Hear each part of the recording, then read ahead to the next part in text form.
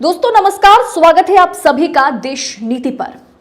एक बहुत बड़ा खुलासा हुआ है कि मध्य प्रदेश में जो 29 के 29 सीटें बीजेपी जीती है, अब यह कहा जा रहा है कि ये 29 सीटें भारतीय जनता पार्टी हो सकता है कि धांधली करके ईवीएम को मैनिपुलेट करके जीतने की कोशिश की है।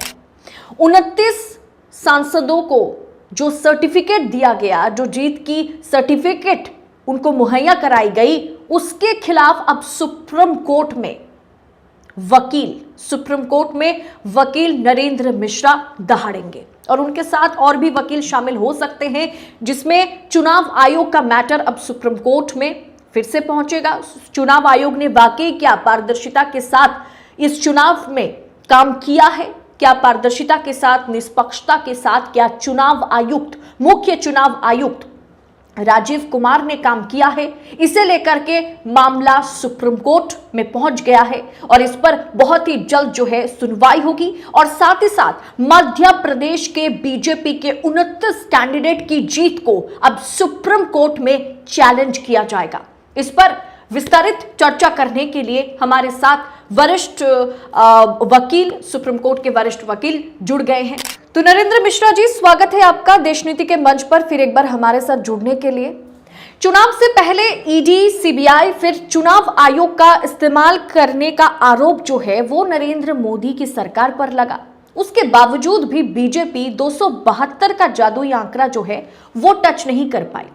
लोकतंत्र का तीसरा स्तंभ न्यायपालिका है। लगातार मोदी सरकार पर यह भी आरोप लगा कि न्यायपालिका पर कब्जा पाने की कोशिश भी की जा रही है। आप उस तीसरे स्तंभ का हिस्सा है। मैं आपसे जानना चाहूंगी, ये जो नतीजे सामने आए, आप इस पर क्या कहेंगे? ये लोकतंत्र की जीत है और आगे चल के न्यायपालिका पर या जजों की नियुक्ति पर जो सरकार कब्जा पाती या पाने की कोशिश करती, क्या वो ध्वस्त हो चुका है?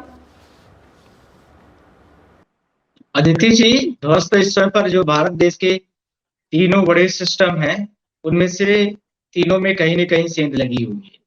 यह जो चुनाव हुआ है, कहीं न कहीं भारत देश की जनता ने लड़ा है। और आपको यह भी मैं आपके माध्यम से, स्टूडियो के माध्यम से बोलना चाहता हूँ, इसका सबक यूपी में सबसे ज्यादा दिखा है। इसका सबक सबसे ज्यादा वेस्ट बंगाल जो आपका राज्य है उसमें दिखा है। इसका सबक सबसे ज्यादा जो पढ़े लिखे राज्यों की श्रेणी में केरला, कर्नाटक, तमिलनाडु आते हैं, उनमें दिखा है, जहां शिक्षा का स्तर 100% लगभग माना जाता है, जहां बेरोजगारी की दर कहीं इतने बड़े जब लेवल पर एजुकेशन का लेवल हाई हो गया है, आईआईटी के बहुत सारे बच्चे हो गए, एमबीएस के बहुत सारे बच्चे हो गए, टेक्निकल ग्राउंड्स के बहुत सारे बच्चे हो गए, और सारे जो लोकल्स बहुत सारे छोटे छोटे डिप्लोमा कोर्सेस हो गए, उनके बहुत सारे बच्चे हो गए। और वह यह जो इस बार का चुनाव हुआ, महंगाई को लेकर के हुआ, बेरोजगारी को लेकर के हुआ, इसी के साथ में वकीलों ने भी जो सुप्रीम कोर्ट में जुडिशरी को लेकर के सारे प्रश्न उठाए, डायरेक्टली या इनडायरेक्टली तरीके से। आपको मैं यह बोलना चाहता हूं, मुझे बोलना नहीं चाहिए, जो मेरी प्रेयर्स थी, पिटिशंस की, उसको सुप्रीम कोर्ट ने जब बोल दिया कि अप्रोप्रिएट बेंच में यह मैटर लगाया जाएगा, वह मैटर अभी तक लिस्ट नहीं करा पाया। मैं आपसे इसके माध्यम से क्या बोलना चाहता हूँ, लंदन में सीजीआई साहब हमारे गए और वहां पर स्पीचेस निकल, मैंने उनको फिर मेल किया है, मेल किया है मैंने, लॉर्डशिप हमारा ये मैटर पेंडिंग था, चुनाव खत्म हो गया, 5% जिसमें पहले पर्ची काउंट कराने को लेकर के था, जिसमें सीनियर सिटीजन की वोट काउंटिंग कराने को लेकर के था, जिसमें 100% जो ईवीएम कैसे चार्ज हो जाती, इसको लेकर के था। बहुत सारे हमारे पास फोन आ रहे पूरे इंडिया से, खासकर मध्य प्रदेश से आ रहे हैं। अभी मैं आपसे एक छोटी सी घटना की चर्चा कर रहा हूँ। मध्य प्रदेश की रीवा लोकसभा का मुझे कैंडिडेट का फोन आया है कि मेरे जो जितनी भी पोलिंग थी उसमें 100% ईवीएम मशीन चार्ज पाई गई। जब मैंने उस चीज को जो डीएम होते, प्रिसाइडिंग ऑफिसर है, उन सबसे ये सारे क्वेश्चन किए तो उन्होंने बोला ऑटोमेटिक चार्ज हो जाती है। ऑटोमेटिक कौन सा ऐसा पोर्टल डिवाइस है, भारत देश में सारी फ्यूल्स पावर बच जाएगी। इसी के साथ में मैं आप बोलना चाहता हूँ कि जो आपने बोला है कि जो जादुई आंकड़ा इनका 400 पार का था, जो इनका विभिन्न तरीके से एलिगेशंस थे, वो कहीं ना कहीं ध्वस्त हो गए। भारत देश की जनता ने यह बोल दिया है कि धर्म की बातें ठीक है, पर आपको महंगाई, बेरोजगारी और जो रोजगार है इनको भी देना पड़ेगा। आप सिर्फ दुनिया भर की ये धर्म और उनकी बातों को करके आप सारी चीजों को सत्यापित नहीं कर सकते हैं, यह भी स्पष्ट हो गया। जो दुनिया का सबसे बड़ा पॉपुलेशन वाला कंट्री भारत देश है, वह जहां पर जहां पर 40% से ज्यादा बेरोजगारी दर है, वहां की स्थिति क्या है आप देखिए, भूखों बेरोजगार लोग मर रहे हैं। यहाँ 5 किलो के चावल और अनाज पर भारत देश की जनता नहीं बिकने वाली है, ये भी भारत देश की जनता ने बताया है। इसके साथ में जुडिशरी का जो अपॉइंटमेंट, जो आपका थीम और मेन प्रश्न है, उसकी मैं बात करना चाहता हूँ। भारत देश में अब जिस तरह से नरेंद्र मोदी पहले तरीके से भारत देश में डिक्टेटरशिप की तरफ ले जा रहे थे, जिस तरह से टाइम्स नाउ ने, जिस तरह से मैगजीन, बड़ी-बड़ी वर्ल्ड की मैगजीनों ने छापा है, आपने देखा होगा न्यूज़पेपरों में, हमें लंदन द गार्जियन वगैरह बड़े-बड़े पेपरों ने छापा है कि भारत देश के लिए एक बड़े खतरा है। मुझे यह भी नहीं समझ में आया कि यह इतनी सारी चीजों होने के बाद भी जुडिशरी पर वो किस तरीके से थोड़ा-थोड़ा करके स्टेप बाय स्टेप सेंध लगा रहे थे। अब उतने फोर्सफुली तरीके से वो नहीं कर सकते। क्यों? क्योंकि अब वो 240 का आंकड़ा नहीं पार कर पाए या 240 के आसपास में बीजेपी करंट में है। अब उनको कहीं न कहीं अलायंस पर डिपेंड होना पड़ रहा है और अलायंस में आपके माध्यम से आज वही बोलना चाहता हूँ। अलायंस ज्यादा दिन तक न चलने वाला है और न ये अलायंस, इनका जो एनडीए गठबंधन है, हो सकता है कि प्रधानमंत्री दूसरा बनाने के लिए भी इनकी अपनी खुद की व्यक्तिगत रिकमेंडेशन हो कि मोदी के अलावा आप किसी को प्रधानमंत्री बनाइए, तभी हम सहमति दे सकते हैं। यह भी हो सकता है, होने की बातें भी हो रही हैं। यह भी हो सकता है कि नरेंद्र मोदी जो इंडिया अलायंस के दो बड़े एनडीए अलायंस के जो दो अभी सेकंड लार्जेस्ट पार्टी है, चंद्रबाबू नायडू, और इसके साथ में बिहार के जो चीफ मिनिस्टर हैं, अब वो हमेशा बात पर बने हुए हैं कि हमें क्या करना है, कैसे करना है, स्टेप बाय स्टेप। तो यह भी अब श्योर नहीं होने की जरूरत है कि नरेंद्र मोदी प्रधानमंत्री ही बने रहेंगे। मैं आपके साथ आपके चैनल के माध्यम से बोलना चाहता हूँ, जिस तरीके से इन्होंने सीबीआई, ईडी, इनकम टैक्स का मिसयूज सिर्फ और सिर्फ अपोजिशन को लेकर के किया है। आपने देखा एनसीपी को पूरा 2 पार्ट में कर दिया, आपने देखा होगा शिवसेना को 2 पार्ट में कर दिया। ये जिस अलायंस के साथ में जाते हैं वो अलायंस खत्म हो जाता है। आप देखिए अभी ओडिशा का क्या दशा हुआ है।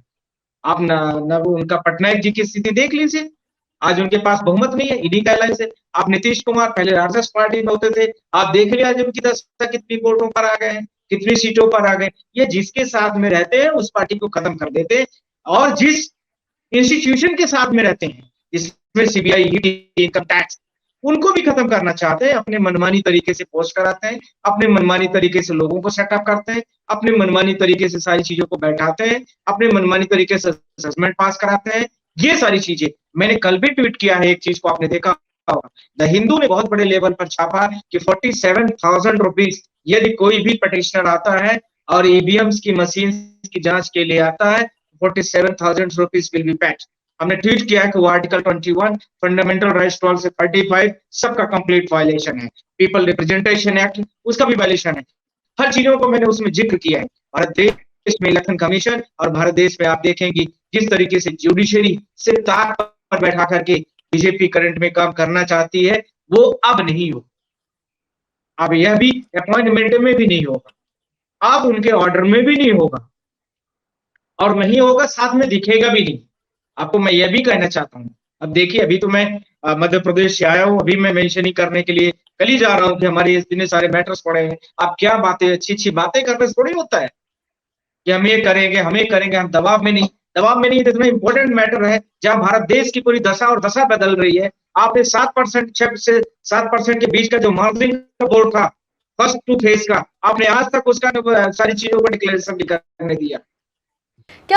क्या सर आप ये मानेंगे कि अगर चुनाव आयोग निष्पक्ष तरीके से इस चुनाव को कंडक्ट करता, अगर 100% मिलान के लिए सुप्रीम कोर्ट हामी भरती, तो कहीं ना कहीं चल के ये जो इंडिया है, जो आज शायद स्ट्रॉन्ग ऑपोजिशन के तौर पर सामने आ रही है, वो शायद आज सत्ता में जा सकती थी, सत्ता में आ सकती थी। मैं आदित्य जी आपके माध्यम से बोलना चाहता हूँ, जो 5% से 7% के बीच का मार्जिन है जो इलेक्शन कमीशन ऑफ इंडिया ने दिया है, इसी वजह से आज करंट रूलिंग पार्टी को दोबारा इलेक्शन कमीशन ऑफ इंडिया ने मौका दिया और जितवाने की पूरी कोशिश की है। फ्री और फेयर इलेक्शंस कहीं पर भी नहीं कराया गया है, सिर्फ और सिर्फ जनता ने लड़ाई किया है, जहां जितनी लड़ाई कर दी जा सकती थी की गई। मैं आपको बहुत छोटा दिल्ली का एक उदाहरण देना चाहता हूँ। चांदनी चौक में दिल्ली के कैंडिडेट थे जयप्रकाश अग्रवाल जी, उनकी लगभग, जो मुझे रिपोर्टिंग है, लगभग 11 बजे तक उनकी पोलिंग की वोटिंग नहीं डलवाने दिया गया। अब आप क्या सोच सकती हैं, कभी मशीन खराब है, कभी ईवीएम खराब है, कभी ये पोलिंग में गड़बड़ी है, कभी वो चीजें का डिस्चार्ज है, इस तरीके से करके 11 बज गए हैं। जहां जहां पर ये पता चला था इनको कि कांग्रेस की में ज्यादा वोट हो सकती है, अलायंस के ज्यादा वोट हो सकते हैं, ऐसे इन्होंने फॉलो अप किया है इलेक्शन कमीशन ऑफ इंडिया ने। हमने कैंडिडेटों से, हमारे पास बहुत सारे फोन आए, और जब ज्यादा कैंडिडेटों ने बात किया, उनको या तो डिटेंशन में डाल दिया, डिटेक्ट कर लिया, या तो उनको सीधा जेल में भेज दिया इलेक्शन तक के लिए। किस तरीके से चुनाव कोई चुनाव होता है कि डिक्टेटरशिप की जा रही है? हम तो इलेक्शन कमीशन ऑफ इंडिया के खिलाफ में जो हमारी पिटीशंस पड़े, जिसको सुप्रीम कोर्ट ने दीपांकर दत्ता और ऑनरेबल शर्मा जी ने अलाउ किया है, उस मैटर में उन्हें प्रेयर भी किया है कि इनके ऊपर एफआईआर होनी चाहिए, ऐसा इलेक्शन कमीशन ऑफ इंडिया के ऊपर। ये क्या तमाशा बना के रखे हो क्या कि तुम्हारी जागीर रहेगी? ये तो भारत देश के संविधान से चलने वाली चीज है और चलेगी। और मैं आपसे आज इंश्योर कर रहा हूं, अभी तो ओथ हुई नहीं है, ओथ के पहले देखिए क्या क्या होता है, बहुत सारी चीजें हो। सर, मैं ये चीज़ भी आपसे जानना चाहूंगी, क्योंकि आपके साथ वीवीपैट के मामले में याचिकाकर्ता महमूद प्राचा भी रहे। उनका ये बयान आया कि 7 दिन के भीतर चुनाव आयोग पर वो एफआईआर करने वाले हैं। ये क्या कुछ इस तरह की प्रक्रिया हो सकती है, या चुनाव आयोग को लेकर के जितने भी वकील सड़कों पर उतरे थे, क्या वो अभी भी कहेंगे कि चुनाव आयोग का मामला जो है उसे निष्पक्ष करने के लिए हमें सुप्रीम कोर्ट का रुख करना होगा?